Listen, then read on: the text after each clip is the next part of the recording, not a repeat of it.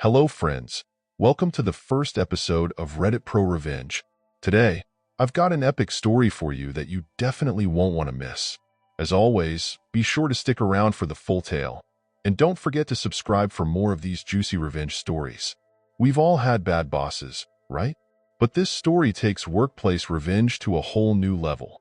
This one is titled, How I Took Down My Toxic Boss and Got Him Fired in Spectacular Fashion. Buckle up, folks, because this is a wild ride. So, I had this job working at a tech company, and let me tell you, the pay was great, but the environment was toxic. My boss, let's call him Dave, was the absolute worst. He was one of those middle management types who thought he knew everything, but in reality, he was incompetent and a total control freak. He'd micromanage everything, take credit for the team's work, and then shift the blame when things went wrong. He had a nasty temper, too. If anything didn't go his way, he'd start yelling and berating us like we were children. The worst part? Upper management loved him because he always managed to look good on paper, taking all the credit for our hard work. It didn't take long before I realized something had to be done. One day, after weeks of staying late, covering for his mistakes, and dealing with his never-ending temper tantrums, Dave crossed a line. I had been working on this big project, something that could really boost my career, when Dave swooped in at the last minute and claimed it as his own. He presented it to the higher-ups, and I didn't get so much as a mention. I was furious, but when I confronted him, he brushed me off with, "It's just business." That was the moment I knew I had to take him down. Now, Dave wasn't just a bad boss. He was also breaking company policy left and right. He'd do things like fudge sales numbers, make unauthorized purchases with the company credit card, and worst of all, he had a habit of making inappropriate comments towards some of my female colleagues. Nobody wanted to report him because they were scared of losing their jobs or being blacklisted in the industry. But not me. I decided I was going to document everything. For the next couple of months, I started quietly gathering evidence. Every time Dave made a sketchy move, I noted it. If he yelled at someone or crossed a line in an email, I saved it. And whenever he made one of his sleazy comments, I discreetly recorded on my phone.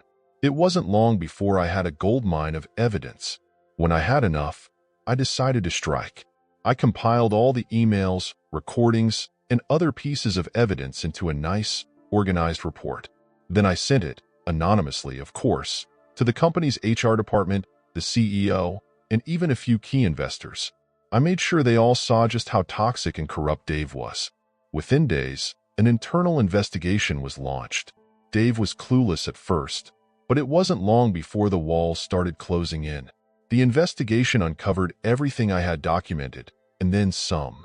Turns out, Dave had been cooking the books for months, making himself look more successful than he actually was. It didn't take long for the company to realize they had a major PR nightmare on their hands. Dave was called into a meeting with the higher-ups, and by the end of the day, his office was cleaned out. He was fired on the spot. No severance, no glowing recommendation, nothing. But that's not all. The investigation also revealed that Dave had violated several industry regulations, which meant he was blacklisted from ever working in the field again. His reputation was in tatters, and the word spread fast. He tried to get jobs at other companies, but no one would touch him. As for me, well, let's just say things got a lot better after Dave left. The toxic atmosphere in the office cleared up, and I ended up getting promoted. My career skyrocketed, and I got the recognition I deserved. I'm still at the company, doing better than ever, while Dave is probably still trying to find a job somewhere far, far away.